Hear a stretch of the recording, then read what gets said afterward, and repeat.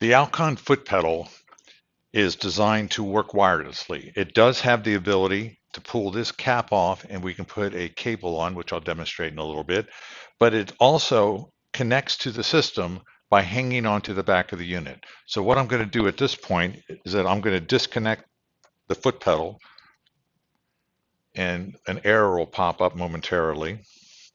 And I know it's disconnected because none of the lights are coming on. So there's our error, 363. It has lost communication with the foot pedal. So what you need to do is take the pedal, hang it on the back of the unit, and in just a few moments, it'll reconnect and your foot pedal is back and active again. And you can see it up here as the icon. The foot pedal's wireless communication is very strong, and the blue light indicates that the wireless system is working, and the battery tells you the battery is green, so it's fully charged. If it's yellow, it's getting very low. If it's red, there's not enough power for it to even run during surgery. So it's highly recommended at the end of every day, hang the foot pedal on the back of the unit, put the system away, but leave the system plugged into the wall.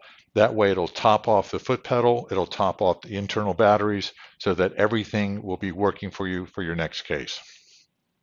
Let me demonstrate for you the cable for the foot pedal for the system.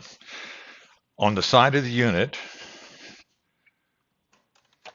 is a drawer with a little door here that opens up, and our cable is located inside here.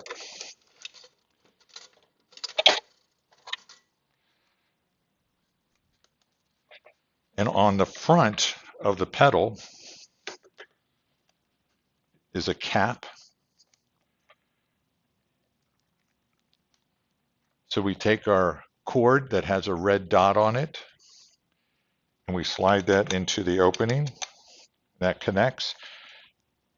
And then the other end connects to the bottom of the unit.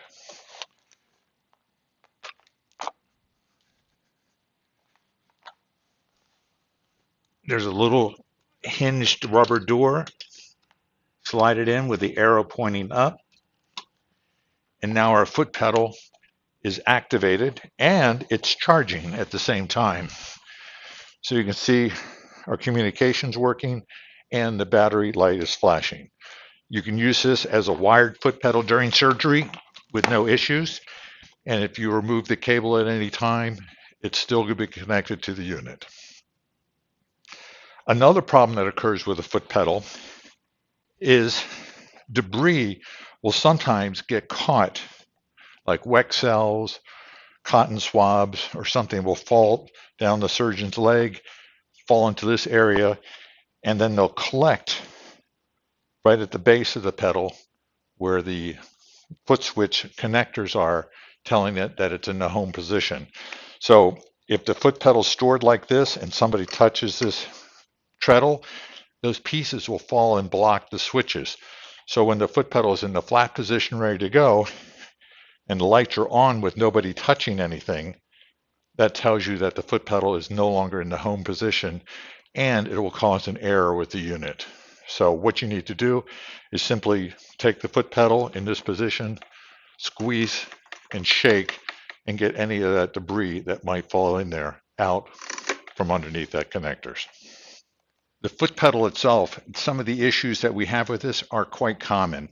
This is probably the biggest error produced in this system is with the foot pedal, because this gets a lot of abuse and a lot of use.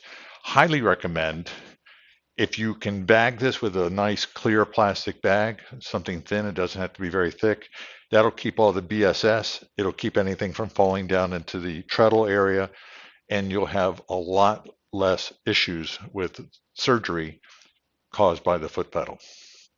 So that concludes everything about the foot pedal. If you have any questions or you need any service on your pedal, don't hesitate to give us a call.